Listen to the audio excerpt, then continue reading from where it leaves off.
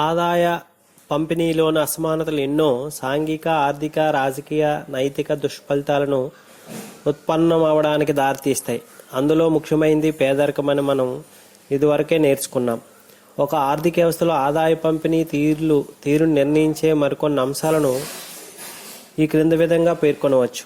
ఒక ఆర్థిక వ్యవస్థలో ఏ వస్తువులను ఉత్పత్తి చేయాలి, ఏ మేరకు ఉత్పత్తి చేయాలి అనే అంశాలను ప్రభావితం చేయడం ద్వారా ఆర్థిక వ్యవస్థలో ఉత్పత్తి, పెట్టుబడి, ఉద్యోగ నిర్మాణాన్ని, ఆదాయ పంపిణీ నిర్ణయిస్తుంది. వర్తమాన భవిష్యత్తు కాలాలలో పొదుపు స్థాయిలు కూడా ఇది నిర్ణయిస్తుంది. ఆర్థికాభివృద్ధి ప్రక్రియను, వ్యాపార చక్రాల పోకడలను కూడా ఆదాయ పంపిణీ ఎంతో ప్రభావితం చేస్తుంది. ఆదాయ పంపిణీలో అసమానతలు ఉండే నేపథ్యంలో పేదవారి అత్యవసర కోరికలను పరిష్కారానికి నోచుకోలేక మరుగున పడి ధనవంతులు అనవసరపు కోరికలను తీర్చడం జరుగుతుంది. తత్ఫలితంగా సమాజంలో సంభావిత నికర సంక్షేమం, నెట్ పొటెన్షియల్ వెల్ఫేర్ వృధా అవుతుంది. రాజకీయ పరంగా ఆదాయ పంపిణీ స్థాయికి ఎంతో ప్రాముఖ్యత ఉంది. ఏ వర్గం వారు ఏ అనుపాతంలో ఆదాయం పొందుతున్నారు, జనాభాలో వారు వాటాకు సమానమైన ఆదాయాన్ని పొందుతున్నారా లేదా తక్కువ అనుపాతంలో పొందుతున్నారా అనే విషయాన్ని రాజకీయ నాయకులు, సాధారణ ప్రజలు క్షుణ్ణంగా పరిశీలిస్తుంటారు. దేశంలో యువతలో ఉండే అసంతృప్తికి, అల్లర్లకు, ఉగ్రవాదానికి ఆర్థికంగా అసమానమైన సమాజం కారణమనే వాస్తవాన్ని నొక్కి చెప్పగలం.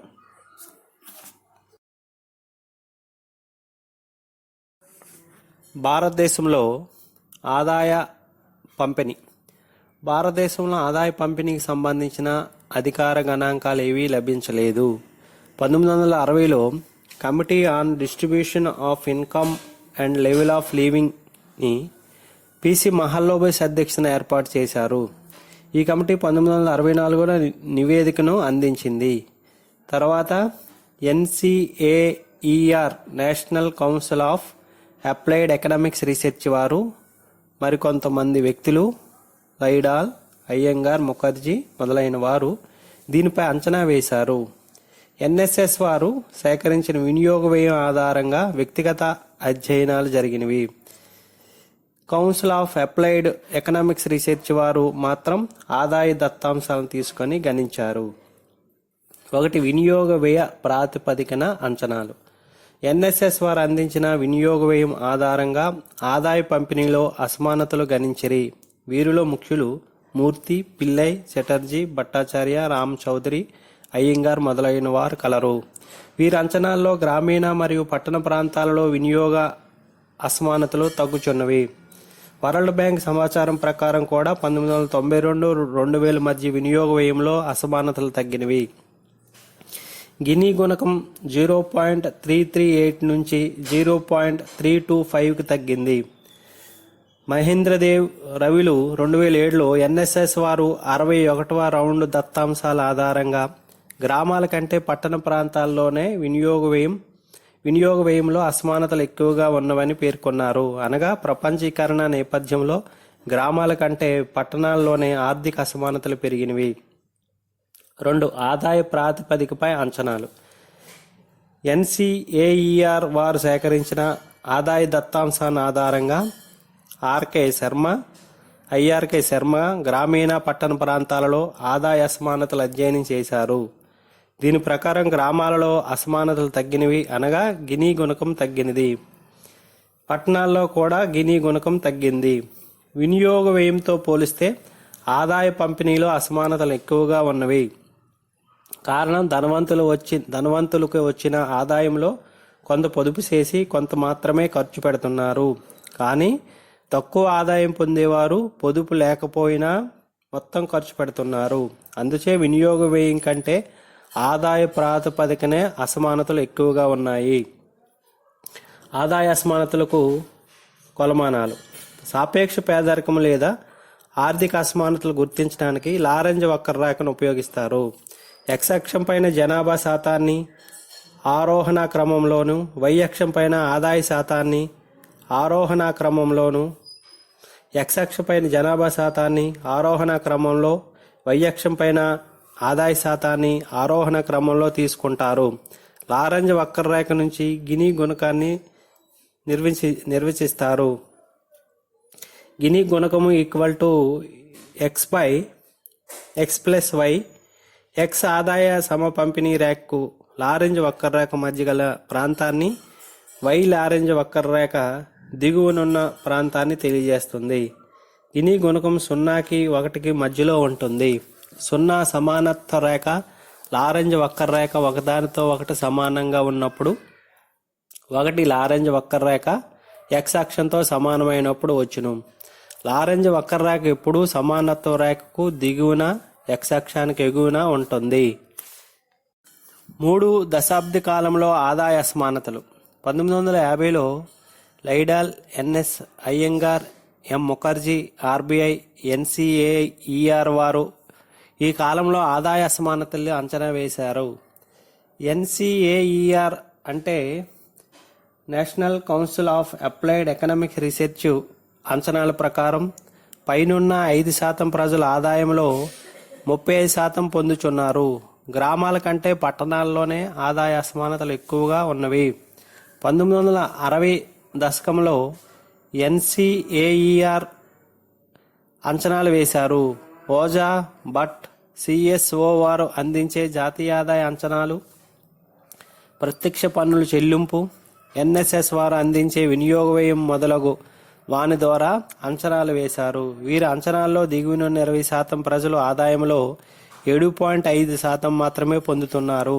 1970 దశకంలో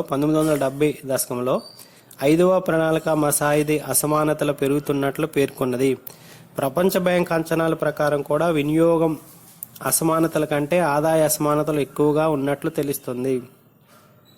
1980 దశకంలో గృహాలపై చేసే వ్యయం ఆధారంగా ప్రపంచ బ్యాంకు అసమానతలు అంచనా వేసింది.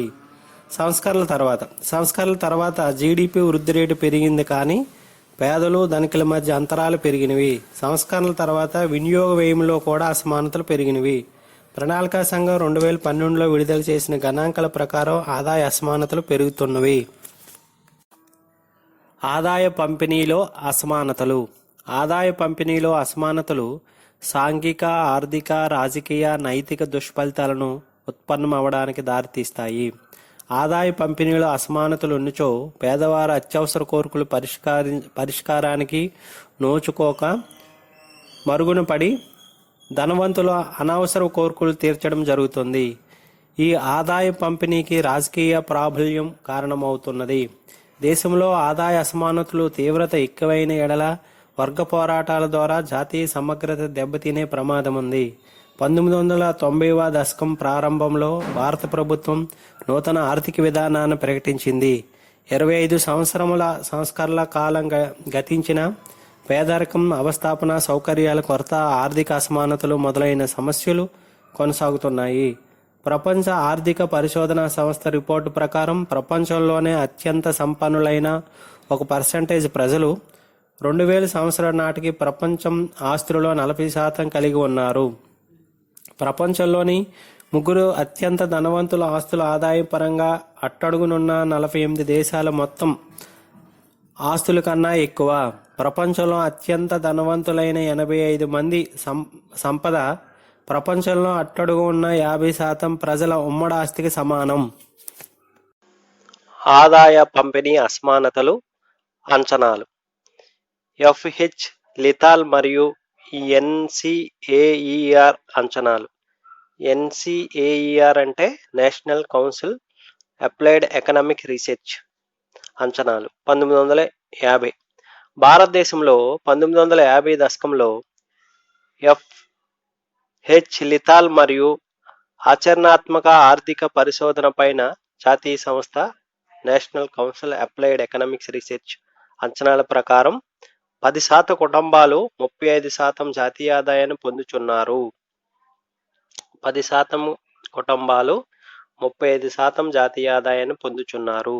భారతీయ రిజర్వ్ బ్యాంకు ఎస్ఎస్ అయ్యంగర్ మరియు ఎం ముఖర్జీ అంచనాల ప్రకారం పై 10% కుటుంబాలు 25 నుంచి 28% జాతీయ ఆదాయాన్ని పొందుచున్నారు. ఎన్సీఏఈఆర్ అంచనా ప్రకారం క్రింద 20% కుటుంబాలు 8 నుంచి 9% మధ్య జాతీయ ఆదాయాన్ని పొందుచున్నారు. ఎన్సీఏఈఆర్ ఏఈఆర్ కుటుంబ ఆదాయ ఖర్చుల జాతీయ సర్వే 2011 ప్రకారం 2.5 లక్షల రూపాయలు 2.5 లక్షల రూపాయల నుండి 12.5 లక్షల రూపాయల సాంవత్సరిక ఆదాయాన్ని పొందేవారు మధ్యతరగతిగా పేర్కొన్నారు. 2011-2012 సంవత్సరం 10.7 మిలియన్లుగా ఉన్న మధ్యతరగతి ప్రజలు 193% పెరిగి 2010-11 నాటికి 31.4 మిలియన్లు పెరిగింది. ఎన్సిఏఈఆర్ ప్రకారం అంచనా వేయబడిన 9% దేశీయోత్పత్తి మరియు పట్టణీకరణ దేశంలో మధ్యతరగతి కుటుంబాల పెరుగుటకు కారణం. ఎన్సిఏఈఆర్ పరిశోధన ద్వారా కొన్ని ఆసక్తికరమైన విషయాలు వెల్లడయ్యాయి. మొత్తం దేశీయ జనాభాలో 13.1% ఉన్న మధ్యతరగతి ప్రజలు, మొత్తం కార్లలో 49%, టీవీలలో 21%, కంప్యూటర్ల 53.2%, ఎయిర్ కండిషన్లో 52.9%, మైక్రోవేవ్స్లో 37.8%, క్రెడిట్ కార్డులో 45.7% కలిగి ఉన్నారు. ఎన్సిఏఈఆర్ పిడి ఓజా మరియు వివి భట్ 1960 అంచనాలు. ఎన్సిఏఈఆర్ పిడి ఓజా మరియు వివి భట్ 1960 దశకంలో వైయక్తిక ఆదాయాన్ని అంచనా వేశారు. వీరు పరిశీలన ప్రకారం అట్టడుగున ఉన్న 20% ప్రజలు మొత్తం వెస్టి ఆదాయంలో కేవలం 7.5% వాటాను కలిగి ఉన్నారు. పై 20% ప్రజలు 47% వాటాను కలిగి ఉన్నారు. జాతీయ నమూనా సర్వే అంచనా. నేషనల్ శాంపుల్ సర్వే 1973-74 సంవత్సరం జాతీయ నమూనా సర్వే దత్తాంశం ఆధారంగా చేసుకొని 28వ రౌండ్లో జనతా ప్రభుత్వం పంచవర్ష ప్రణాళిక 1978-83లో డాప్ ప్లాన్లో ప్రణాళికా సంఘం వినియోగ వ్యయ ఆధారంగా ఆదాయ అసమానతలు పరిశీలించింది. గ్రామీణ ప్రాంతాలలో అట్టడుగు 20% కుటుంబాలు మొత్తం వినియోగ వ్యయంలో కేవలం 9.5%, పైభాగంలో ఉన్న 20% కుటుంబాలు 38% వినియోగ వ్యయాన్ని కలిగి ఉన్నారు. పట్టణ ప్రాంతాలలో అట్టడుగు 20% కుటుంబాలు కేవలం 9.2%, పై 20% కుటుంబాలు 40% వినియోగ వ్యయాన్ని కలిగి ఉన్నారు.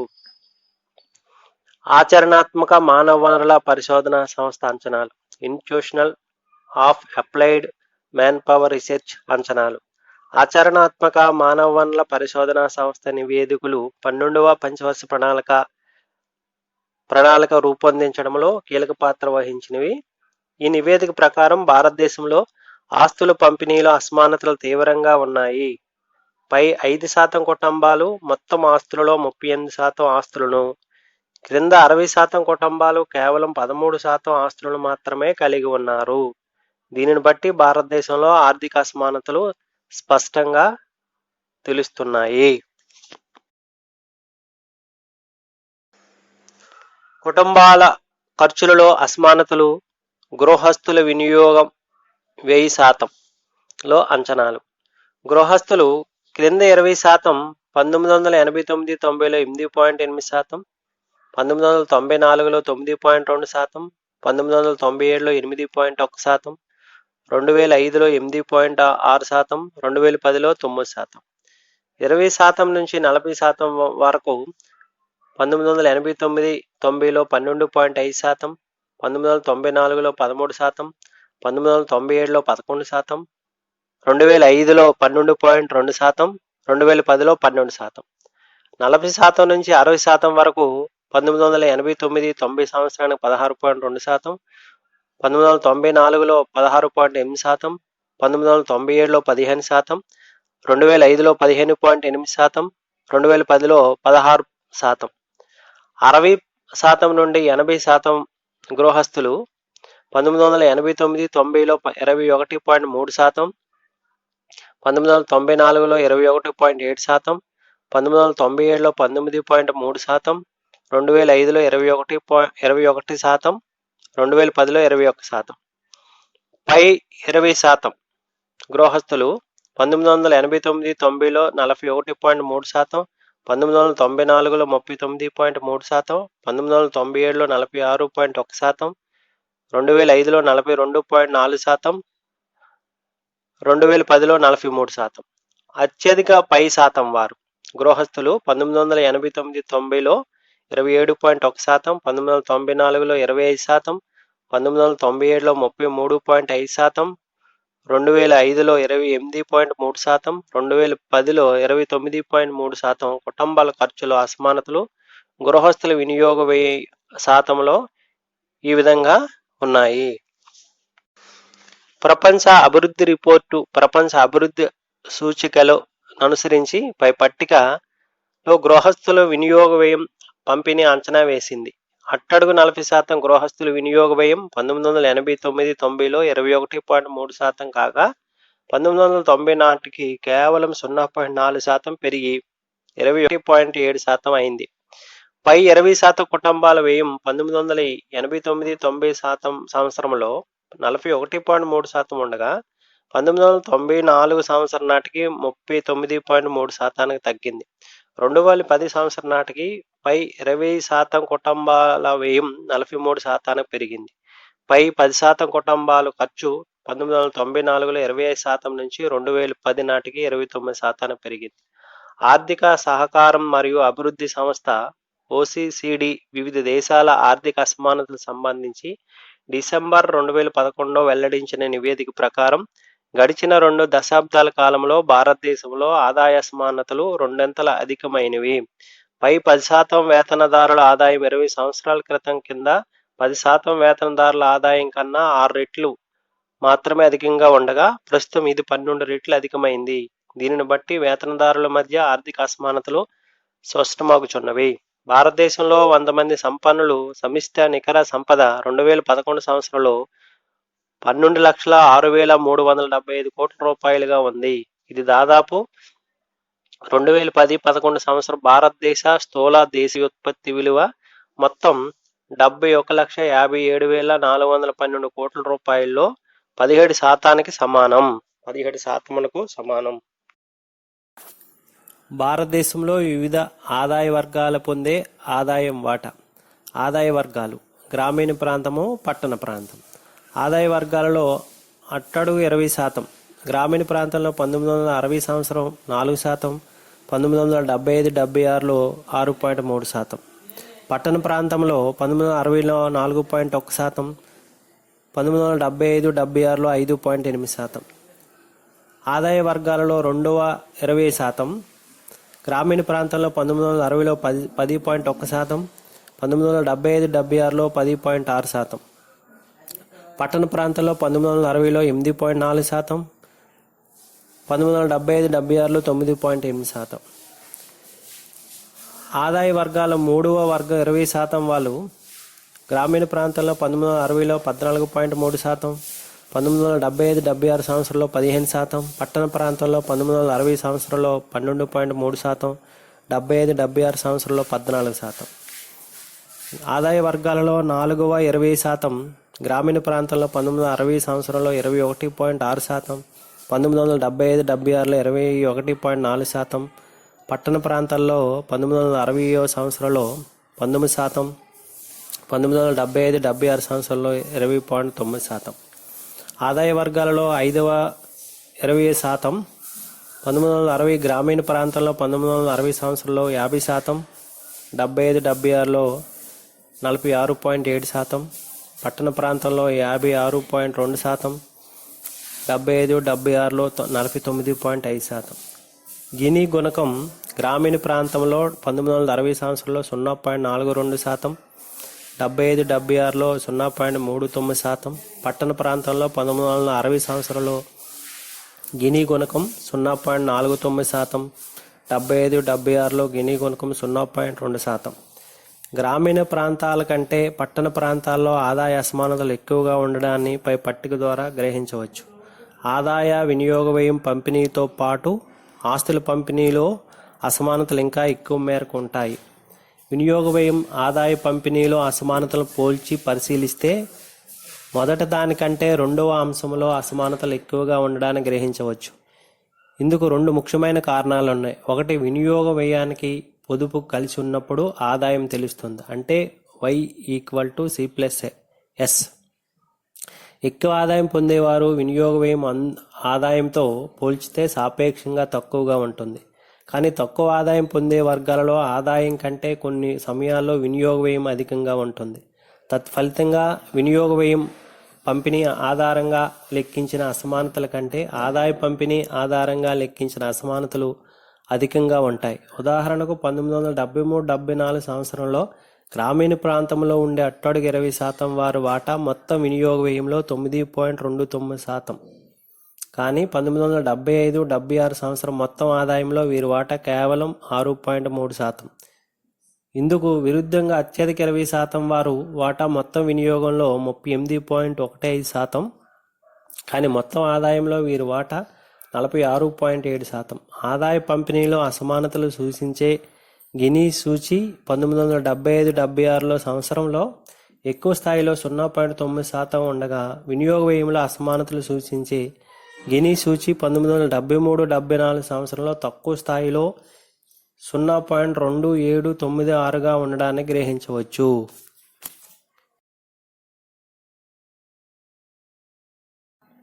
లారెంజ్ వక్రరేఖ ద్వారా ఆదాయ అసమానతల కొలమానం. సాపేక్ష పేదరికాన్ని లేదా ఆర్థిక అసమానతలను గణించడానికి లారెంజ్ రేఖను విస్తారంగా వినియోగించడం జరుగుతుంది. ఆదాయం పొందే కుటుంబాలను లేదా వ్యక్తులను వారు పొందే ఆదాయం ఆధారంగా ఆరోహణ క్రమంలో అసెండింగ్ ఆర్డర్లో ఏర్పాటు చేసి వారిని వివిధ శాతం వర్గాలుగా పర్సంటేజ్ గ్రూపుగా విభజించి క్రమంగా వారు పొందే ఆదాయ శాతాలను వారికి పంపిణీ చేయడం ద్వారా రేఖాచిత్రంలో లారెంజ్ రేఖ ద్వారా వివరించవచ్చు. x అక్షం పైన ఆరోహణ క్రమంలో ఏర్పాటు చేసిన జనాభా శాతం, y అక్షం పైన ఆరోహణ క్రమంలో ఏర్పాటు చేసిన జనాభా ఆదాయ శాతం తీసుకోవడం జరిగింది. ఆరోహణ క్రమంలో ఏర్పాటు చేసిన జనాభా మొత్తం ఆదాయంలో పొందే వాటాను లారెంజ్ రేఖ తెలియజేస్తుంది. లారెంజ్ రేఖ నుంచి గినీ గుణకాన్ని నిర్వచించవచ్చు. ఏబిసి త్రిభుజంలో లారెంజ్ రేఖకు పై ఉండే ప్రాంతాన్ని x గాను కింద ఉండే ప్రాంతాన్ని y గాను గుర్తించినట్లయితే గినీ గుణకం x/x+y కు సమానమవుతుంది. గినీ గుణకంలో ఓకు 1కి మధ్య ఉంటుంది. గినీ గుణకం ఓకు 1కి మధ్యనుంటుంది. 0కి 1కి మధ్యనుంటుంది. లారెంజ్ రేఖ సమానత్వంతో విలీనమైనప్పుడు, పూర్తిగా సమానత్వం ఉన్నప్పుడు గినీ గుణకం విలువ శూన్యంగాను, లారెంజ్ రేఖకు x అక్షంతో విలీనమైనప్పుడు నిరపేక్ష అసమానత నెలకొని గినీ విలువ 1కి సమానంగా ఉంటుంది. రేఖాచిత్రం ద్వారా గినీ గుణకాన్ని నిర్వచించడంతో పాటు ఒక స్పష్టమైన గణిత సూత్రం ద్వారా కూడా దీనిని నిర్వచించవచ్చు. పౌనఃపున్యంగా మార్చని అన్గ్రూప్డ్ డేటా ఆదాయ వినియోగ వ్యయ దత్తాంశాలు లభించినప్పుడు ఈ క్రింద సూత్రం ద్వారా గినీ గుణకాన్ని లెక్కించవచ్చు. G = 2/n² sigma i - n+1/2 yi. ఇక్కడ ఆదాయం ఆరోహణ క్రమంలో ఏర్పాటు చేసినవి. అంటే y1 y2, y2 y3, y3 yn. ఈ సూత్రంలో G గినీ గుణకాన్ని గుర్తిస్తుంది. n ఆదాయం పొందే వ్యక్తుల పరిమాణాన్ని, i వ్యక్తి పొందే ఆదాయాన్ని, y సగటు ఆదాయాన్ని తెలియజేస్తుంది. ఆదాయంలో వాటా వారి జనాభా వాటా సమానంగా ఉన్నప్పుడు ఆదాయ అసమానతలు ఉండవు. ఉదాహరణకు అట్టడుగు 10% జనాభా మొత్తం జనాభాలో 10% వాటా పొందినప్పుడు, అట్టడుగు 20% జనాభా మొత్తం ఆదాయంలో 20% వాటా పొందినప్పుడు సమానత్వం ఏర్పడే లారెంజ్ రేఖ ఏబి సరళ రేఖ సూచించినట్లు ఉంటుంది. ఇందుకు మారుగా మొత్తం ఆదాయాన్ని ఒక వ్యక్తి పొందితే లారెంజ్ రేఖ x అక్షంతో విలీనమవుతుంది. ఈ రెండు వాస్తవానికి అతీతంగా ఉంటాయి. సాధారణంగా అట్టడుగు ఉండేవారు తమ జనాభా వాటా కంటే ఆదాయంలోని వాటా తక్కువగా ఉంటుంది. కానీ ఆదాయపు నిచ్చెన శిఖర స్థాయిలో ఉండే వర్గాలు తమ సమానత్వ రేఖకు దిగువ ఎక్స్ అక్షానికి పైన ఉంటుంది. ఈ నేపథ్యంలో రేఖాచిత్రంలో ఉదాహరించినట్లు అట్టడుగు 10% జనాభా మొత్తం ఆదాయంలో సుమారు 3% ఆదాయం పొందవచ్చు. ఆదాయ అసమానతలకు కారణాలు. భారతదేశంలో ఆదాయ అసమానతల వలన అట్టడుగు వర్గ ప్రజలు జీవితాలు దుర్భరమవుతున్నాయి. ఆకలి చావులకు కారణమవుతుంది. కావున ఆదాయ అసమానతల కారణాలు విశ్లేషిస్తే ఈ కింద కారణాలు చెప్పుకోవచ్చు. 1. భూ యాజమాన్యంలో అసమానత. బ్రిటిష్ వారు ప్రవేశపెట్టిన జమీందారీ పద్ధతి ఫలితంగా భూ సంపద కొద్దిమంది చేతిలో కేంద్రీకృతమైంది. స్వతంత్రానంతరం భారత ప్రభుత్వం జమీందారీ పద్ధతిని రద్దు చేసినప్పటికీ యాజమాన్య పద్ధతిలో పెద్దగా మార్పు లేదు. 2010-11 సంవత్సరంలో మొత్తం వ్యవసాయదారుల్లో 67% మంది ఉపాంత కమతాలను కలిగి ఉన్నారు. 1 హెక్టార్ కన్నా తక్కువ. మొత్తం సాగు భూమిలో వీరు సాగు చేస్తున్నది కేవలం 22.2% మాత్రమే. పెద్ద కమతాలు 10 హెక్టార్ల కంటే ఎక్కువ కలిగి ఉన్నవారు కేవలం 0.7%గా ఉండి మొత్తం సాగు విస్తీర్ణంలో 10.9% భూమిని వీరు సాగు చేయుచున్నారు. నహాస్, దండేకర్, రత్ మరియు బర్ధన్ల ప్రకారం వ్యవసాయ కూలీలు, ఉపాంత సన్నకారు రైతులు 2 హెక్టార్ల కన్నా తక్కువ భూమి కలిగిన వారు పేదవారు. భూస్వాములు పొదుపు చేసే శక్తిని కలిగి ఉండడమే కాక సంస్థాపూర్వక రుణాలను కూడా సులభంగా పొందగలిగి నూతన ఉత్పత్తి పద్ధతులను ప్రవేశపెట్టి అధిక ఆదాయం ఆర్జించుట ఆదాయ అసమానతలకు కారణమవుతున్నది. 2. ప్రైవేట్ కార్పొరేట్ రంగంలో ఆస్తుల కేంద్రీకరణ. భారీ పారిశ్రామికవేత్తలు ఆధీనంలో సంపద కేంద్రీకరించబడింది. 1975-76 సంవత్సరం ఆచరణాత్మక ఆర్థిక పరిశోధనపై జాతీయ సంస్థ NCAER పై 10% ప్రజలు ఆధీనంలో 46.28% పట్టణ సంపద కేంద్రీకృతమైంది. అట్టడుగు 60% ప్రజలు ఆధీనంలో కేవలం 11.67% సంపద కేంద్రీకృతమైంది. 1991 సంవత్సరం నుంచి ఆర్థిక సంపద కేంద్రీకరణ అధికమైంది. మార్చి 31, 1991 నాటికి భారీ ప్రైవేటు పరిశ్రమల మొత్తం ఆస్తి 45,830 కోట్ల రూపాయలు. 2013-14 నాటికి ఒక్క రిలయన్స్ పరిశ్రమ మొత్తం ఆస్తుల 3,62,375 రూపాయలు. ఇదే సంవత్సరం రిలయన్స్ పరిశ్రమ, Tata Motors, Bharti Airtel, Tata Steel మరియు లారెన్స్ మరియు టూబ్రో అనే 5 ప్రైవేటు కంపెనీల మొత్తం ఆస్తులు 9,80,764 రూపాయలుగా ఉంది. 3. వృత్తి నైపుణ్యాలలో అసమానత. వ్యాపార కార్యనిర్వాహకులు, ఇంజనీర్లు, సమాచార సాంకేతిక నిపుణులు, న్యాయవాదులు మరియు ఇతర వృత్తి నైపుణ్యాలు గల వారు ఆదాయం ఎక్కువ.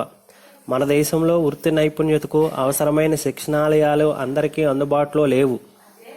సమాజంలో ఉన్నత వర్గాల పిల్లలకు మాత్రమే ఉన్నత మరియు సాంకేతిక వృత్తి విద్య అందుబాటులో ఉంది. వ్యవసాయ కూలీల, పారిశ్రామిక శ్రామికుల, సామాజిక వెనుకబడ్డ వర్గాల పిల్లలకు ఇటువంటి విద్య అందుబాటులో లేదు. కావున విద్య, శిక్షణ అవకాశాలలో ఉన్న వ్యత్యాసాలు ఆదాయ అసమానతలకు కారణమవుతున్నాయి. 4. ద్రవ్యోల్బణం మరియు ధరల పెరుగుదల. భారతదేశంలో 1950 దశకం మధ్యకాలం నుంచి సాధారణ ధరల స్థాయి క్రమంగా పెరుగుచున్నది. దీనివలన పేద వర్గాల వాస్తవిక ఆదాయం తగ్గుచున్నది. పేద ప్రజలు తమ ఆదాయాన్నంతా నిర్బంధంగా నిత్యావసరాలపైన ఖర్చు పెట్టవలసి వస్తుంది. ద్రవ్యోల్బణ ప్రభావం ధనవంతులపై ఉండదు. పారిశ్రామికవేత్తలు, వ్యాపారస్తులు, విక్రయం కాగల మిగులు కలిగి ఉన్న వ్యవసాయదారులు ద్రవ్యోల్బణం ద్వారా లబ్ధి పొందుతారు. ఈ విధంగా ధనిక పేద వర్గాల మధ్య ఆదాయ వ్యత్యాసాలు అధికమవుతున్నాయి. ధనవంతులు మరింత ధనవంతులు అవుతున్నారు, పేదవారు మరికంత పేదవారు అవుతున్నారు. ఈ విధంగా ఆదాయ అసమానతలు పెరుగుచున్నవి. 5. నగరాల వైపు ప్రైవేట్ పెట్టుబడి. భారతదేశంలో 70% మంది ప్రజలు గ్రామాలలో నివసిస్తున్నారు. కానీ దాదాపు 70% ప్రైవేటు పెట్టుబడి పట్టణ ప్రాంతాల పారిశ్రామిక రంగానికి వెళ్తున్నది. ప్రైవేట్ పెట్టుబడిదారులు గ్రామీణ ప్రాంతాల్లో పరిశ్రమల స్థాపనకు ఆసక్తి చూపడం లేదు. అందువల్ల ప్రైవేట్ పెట్టుబడి నగర పక్షపాత పెట్టుబడిగా చెప్పవచ్చును. మూలధన సాంద్రమైన పరిశ్రమలు తక్కువ ఉద్యోగ అవకాశాలు కల్పిస్తుంది. శ్రామిక సప్లైకి అనుగుణంగా భారీ పరిశ్రమల ఉపాధిని కల్పించలేకపోవడం ఆదాయ పంపిణీలో అసమానతలకు కారణమవుతున్నది. 6. పరపతి సౌకర్యాలలో అసమానత. భారీ పారిశ్రామికవేత్తలకు, పెద్ద వ్యాపారస్తులకు సులభంగా సంస్థాపూర్వక రుణాలు లభిస్తున్నాయి. వ్యవసాయదారులకు, వ్యవసాయ ఆధార సంస్థలకు, చిన్న ఉద్యమదారులకు తక్కువ పరిమాణంలో రుణాలు సమకూరుస్తాయి. కావున వీరు అధిక వడ్డీ రేటుకు రుణాలను పొందుటకు వడ్డీ వ్యాపారంపై ఆధారపడవలసి వస్తుంది. వివిధ ఉత్పత్తి వర్గాల మధ్య ఆదాయ అసమానతలు పెరుగుట పరపతి వివక్షణ ముఖ్య కారణం. కాబట్టి పెద్ద పారిశ్రామికలకు పరపతి అందుబాటులో ఉంటుంది. వ్యవసాయదారులకి, చిన్న సంస్థలకి, చిన్న పరిశ్రమలకి పరపతి అందుబాటులో లేకపోవడం వల్ల వీళ్ళ మధ్య ఆదాయ అసమానతలు పెరుగుచున్నాయి. 7. ప్రభుత్వం పాత్ర. సంక్షేమ పథకాలైన విద్య, వైద్య, గృహ నిర్మాణం, సాంఘిక భద్రతా పథకాలపై, వితంతు, వృద్ధాప్య, అంగవైకల్య పింఛన్లు, ఫీజు రియంబర్స్మెంట్ మొదలైన పథకాలపై ప్రభుత్వం ఏ విధానాలు సాపేక్ష అధిక ఆదాయ వారికి అందుచున్నాయి. ప్రభుత్వ సంక్షేమ పథకాల అమలులో పారదర్శకత లోపించట అసమానతలు కారణం అవుతున్నది. 8. అసమంజసమైన పన్నుల విధానం. మొత్తం పన్నుల రాబడిలో ప్రత్యక్ష పన్నుల కంటే పరోక్ష పన్నుల వాటా హెచ్చుగా ఉంది. పరోక్ష పన్నులు భారం పేదవారిపై అధికంగా ఉంటుంది. ప్రత్యక్ష పన్నుల నుంచి తప్పించుకోవడానికి లేదా పన్ను చెల్లింపులు ఎగవేయడానికి ధనిక వర్గాలు తీవ్రంగా ప్రయత్నించి సఫలీకృతమగటం వలన ఆర్థిక అసమానతలకు కారణమగుచున్నాయి. ఆదాయ అసమానతల నియంత్రణ చర్యలు. భారతదేశ ఆర్థిక ప్రణాళికలు ముఖ్య లక్ష్యం ఆర్థిక అసమానతను నిర్మూలించి ప్రజలందరికీ సాంఘిక న్యాయాన్ని కల్పించట. ఈ లక్ష్య సాధనకు భారత ప్రభుత్వం కింద నియంత్రణ చర్యలు చేపట్టింది. అవి: 1. భూ సంస్కరణలు. గ్రామీణ ప్రాంతంలో అసమానతలకు కారణం భూ పంపిణీలో అసమానతలు. ప్రభుత్వం భూ సంస్కరణలలో భాగంగా జమీందారీ పద్ధతి రద్దు చేసి దున్నేవానిదే భూమి అని చట్టాన్ని చేసినప్పటికీ భూ పంపిణీలోని అసమానతలు ఇప్పటికీ కొనసాగుతున్నాయి. కొంతమంది అతి ఎక్కువ భూమిని, కొంతమంది అతి తక్కువ భూమిని, మరికొంతమంది ఎటువంటి భూమి కలిగి ఉండక వ్యవసాయ కూలీలుగా ఉన్నారు. కౌలు సంస్కరణలో భాగంగా కౌలు పరిమాణం తగ్గించి కౌలుదారులకు భద్రత కల్పించినప్పటికీ కౌలుదారులు ఆర్థికంగా వెనుకబడి ఉన్నారు. పశ్చిమ బెంగాల్ ప్రభుత్వం భూ సంస్కరణలు అమలు చేయడం ద్వారా వ్యవసాయ ఉత్పత్తి 18% అధికం కావడమే కాక ఆదాయ అసమానతలు తగ్గినవి. కాబట్టి భూ పంపిణీలో ఉన్న అసమానతలు తగ్గించడానికి స్వతంత్రానంతరం భారత ప్రభుత్వం భూ సంస్కరణలు చేపట్టి భూమి లేని పేదవారికి భూ పంపిణీ చేసింది. ఎస్సీ, ఎస్టీ, బీసీ వర్గానికి ఎక్కువ ప్రాధాన్యత ఇచ్చి వాళ్ళకి భూమిని పంపిణీ చేసి భూమిపైన యాజమాన్య హక్కులు కల్పించి ఈ విధంగా ఆదాయ అసమానతలు తగ్గించడానికి ప్రభుత్వం భూ సంస్కరణలను అమలు చేయడం జరిగింది. 2. ఏకస్వామ్య వ్యాపార కార్యకలాపాల నియంత్రణ. డిసెంబర్ 1969వ సంవత్సరంలో ప్రవేశపెట్టిన ఏకస్వామ్య వ్యాపార నియంత్రణ చట్టం monopolies restrictive trade practice act June 1, 1970 నుంచి అమలులోకి వచ్చింది. ఈ చట్టం ఏకస్వామ్య ధోరణి కలిగిన సంస్థలను నియంత్రించుటకు ఉద్దేశించినది. పరిశ్రమ విస్తరణ, ఏకీకరణ మొదలగు వాటిని ఈ చట్టం నియంత్రిస్తుంది. 3. సహకార సంస్థలు. పెద్ద పరిశ్రమల స్థాపనకు ఆర్థిక స్తోమత కేంద్రీకరణకు దారితీస్తుంది. సహకార రంగంలో సంస్థను నెలకొల్పిన అవి ఆర్జించే లాభాలు అందులో సభ్యులైన అందరూ పంచుకోవడం ద్వారా ఆదాయ అసమానత తగ్గించవచ్చును. సహకార సంస్థల లక్ష్యం ప్రజల ప్రయోజనాలను కాపాడుట. 4. నూతన సంస్థలను ప్రోత్సహించుట. ఒకే కుటుంబం అనేక సంస్థలు నెలకొల్పడం ద్వారా ఆర్థిక స్తోమత కేంద్రీకరణకు తోడ్పడుతుంది. ప్రభుత్వం ప్రోత్సాహకాలను ప్రకటించడం ద్వారా నూతన సంస్థలను ప్రోత్సహించాలి. పాత సంస్థల యాజమానులు నూతన సంస్థల ముసుగులో ప్రవేశించకుండా జాగ్రత్తలను ప్రభుత్వం తీసుకోవాలి. ఇదివరకే పరిశ్రమలు కలిగి ఉన్న వారికి మరలా పరిశ్రమల స్థాపనకు లైసెన్సులు ఇవ్వకుండా జాగ్రత్త వహించి ఆర్థిక శక్తి కేంద్రీకరణ నివారించవచ్చు. కొత్త వారిని, నూతన ఐఐటి యువకులని పారిశ్రామిక వైపు ప్రోత్సహించడానికి ప్రభుత్వం అనేక ప్రోత్సాహాలు ఇవ్వవలసి ఉంటుంది. ఈ విధంగా ఆర్థిక అసమానతలు నివారించవచ్చు. 5. సాంఘిక భద్రత. ప్రభుత్వం సాంఘిక న్యాయంతో కూడిన వృద్ధి రేటు లక్ష్యంగా పనిచేస్తున్నట్లు తరచూ ప్రకటిస్తుంది. ప్రభుత్వం వృద్ధులకు, వితంతువులకు, వికలాంగులకు సాంఘిక భద్రతా చర్యల్లో భాగంగా పింఛన్లు ఇస్తున్నది. పరిశ్రమలో ప్రమాదవశత్తు గాయపడిన వారికి నష్టపరిహారం, ప్రసూతి వసతులు, కనీస వేతన అమలు, ఉద్యోగులకు బీమా, భవిష్యత్తు నిధి మొదలగు వసతులను కల్పించడం ద్వారా ఆదాయ పెంపుకు కృషి చేయుచున్నది. సామాజిక శాస్త్రవేత్తలు మరియు ఇతర అనుభవజ్ఞులు భారతదేశంలో పేదరికాన్ని నిర్మూలించుటకు, ఆదాయ అసమానతలను తగ్గించుటకు నిరుద్యోగ భృతి మరియు వృద్ధాప్య పింఛన్లను తోడ్పడగలవని పేర్కొన్నది. 6. పన్నుల విధానం. సంపద కేంద్రీకృత ధోరణి నివారించే విధంగా భారతదేశం పురోగామి పన్నుల విధానం అమలు చేస్తున్నది. అధిక ఆదాయం కలవారు తమ ఆదాయ మొత్తాన్ని లెక్కల్లో చూపడం లేదు. పారిశ్రామికవేత్తలు, న్యాయవాదులు, వైద్యులు, కాంట్రాక్టర్లు ఆదాయం పన్ను ఎగ్గొట్టడానికి ప్రయత్నిస్తున్నారు. కావున ప్రత్యక్ష పన్నులను సక్రమంగా అమలుపరిచి ఆర్థిక అసమానతలను కొంతవరకు తగ్గించవచ్చును. 7. ఉపాధి మరియు వేతన విధానం. ఆదాయ అసమానత తగ్గించడానికి భారత ప్రభుత్వం అనేక ఉపాధి కల్పనా పథకాలను అమలు చేయుచున్నది. ఉదాహరణకు సమగ్ర గ్రామీణ అభివృద్ధి పథకం, జాతీయ గ్రామీణ ఉపాధి పథకం, జవహర్ గ్రామ సమృద్ధి యోజన, మహాత్మా గాంధీ జాతీయ గ్రామీణ ఉపాధి పథకం మొదలైనవి.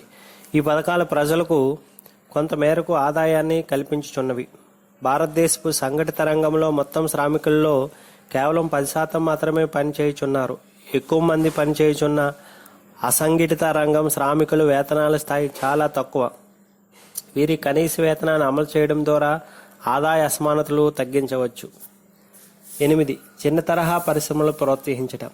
కుటీర, చిన్న తరహా పరిశ్రమలు భారీ పరిశ్రమలకు ప్రత్యామ్నాయాలుగా అభివృద్ధి పరచగలిగి ఇవి ఆర్జించిన లాభాలు అనేక మంది పంచుకోవడం ద్వారా ఆర్థిక స్తోమత కేంద్రీకరణ నివారించవచ్చు. కొన్ని వస్తువుల తయారీని చిన్న పరిశ్రమలకే కేటాయించి జాతీయ బ్యాంకులు సులభ నిబంధనలతో రుణాలు ఇవ్వాలని ప్రభుత్వం నిర్ణయించి అమలు చేయగలిగితే ఆదాయ అసమానతలు తగ్గించవచ్చును. భారతదేశంలో ధనిక, పేదవారు, అక్షరాస్యులు, నిరక్షరాస్యులు, పురుషులు, స్త్రీలు ప్రభుత్వాన్ని ఎంపిక చేయడంలో భాగస్వామ్యులు. కానీ అధికారం పెట్టుబడిదారులు, భూస్వాముల చేతిలో ఉండటం వలన ఆదాయ అసమానత తగ్గించే ప్రభుత్వ విధానాలు అమలును ఆశించట అసమంజసం. ప్రభుత్వ సమర్థ ఆదాయ పంపిణీని అమలు చేసినా కానీ భారతదేశం లాంటి అభివృద్ధి చెందుతున్న దేశంలో జాతీయ సమైక్యతను కాపాడలేము.